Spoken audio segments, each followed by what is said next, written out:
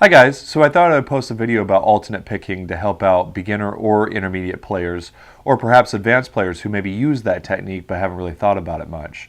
So to begin with, let me just show you the two ways that you can hold the pick to achieve optimum alternate picking technique. And the reason for even turning the pick the ways that I'm going to show you is really to have the pick not hit the string as much. So it's the most efficient way to use alternate picking. So let's just go over those two different ways.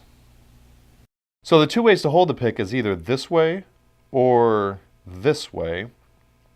And this is the way I prefer to turn the pick. And this way seems to be the more popular one. The only difference is the sound that you get. By turning it this way, you get sort of a brushy cello-like quality. Whereas if you turn it this way, you don't really get that quality. There's no right or wrong. It's just whatever feels best for you. So let me just show you those two different sounds. The way that I like to turn it, it sounds like this. And the more popular way, it sounds like this.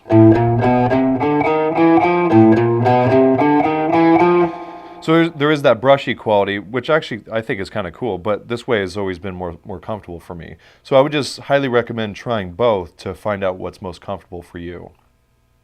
So once you've decided which way you want to turn the pick, let's do some exercises together to help develop the technique. To begin with, let's start with our first finger on the 5th fret, starting with a downstroke, our second finger on the 6th fret with an upstroke, our third finger on the 7th fret with a downstroke, and our fourth finger on the 8th fret with an upstroke. So that would be down, up, down, up.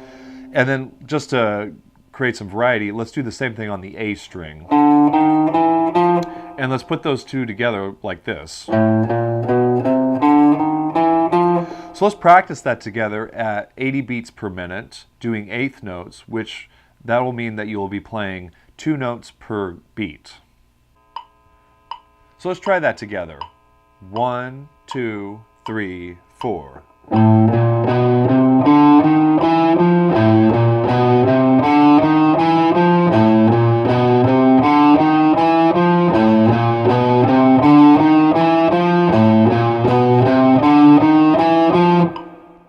Once you get comfortable doing 1/8 notes at 80 beats per minute, one option is to slow down the tempo of the metronome and do 16th notes.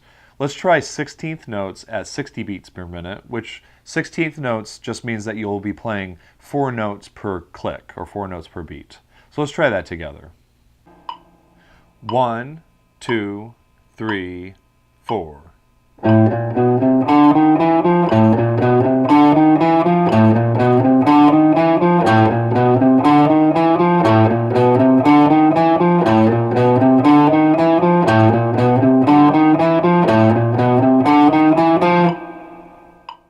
So one really important aspect of developing good technique is making sure that you are practicing perfectly. Because if you practice perfectly, you'll play perfectly.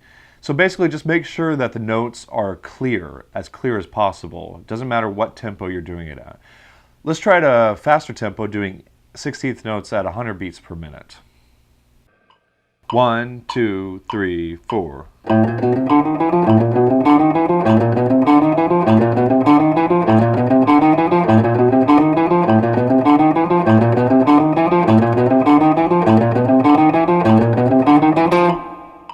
So if 100 beats per minute is too difficult for you, that's totally cool. What you can do is just ratchet back the tempo to 90 beats per minute or 80 beats per minute. The only thing that really matters is that you're incrementally increasing your technique. All right, let me show you another exercise that involves having your hand move all over the neck pretty quickly. Basically, the technique is going up 4 notes, moving your hand up 1 fret, going down 4 notes, moving your hand up again, going up 4 notes. So together that would be. Then at that point you can go up the strings, shift your hand up 1 fret, go down. So you're just randomly accessing notes all over the guitar. Let me demonstrate that exercise at 120 beats per minute. All right, here we go. 1, 2, 3, 4.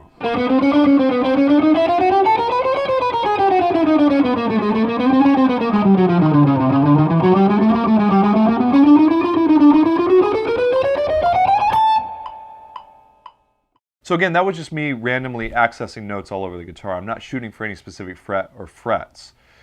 Just have fun with it. And while you're having fun accessing different notes on the guitar, you're developing the technique. Let's try it at a much faster tempo. Let's do 200 beats per minute. And this is where it gets a bit challenging for me. So 1, 2, 1, 2, 3, 4.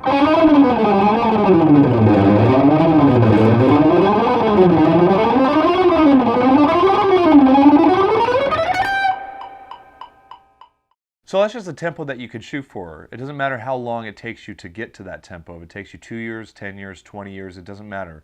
The only thing that really matters is that your technique is improving over time. Again, just start slow and build your technique muscles, basically.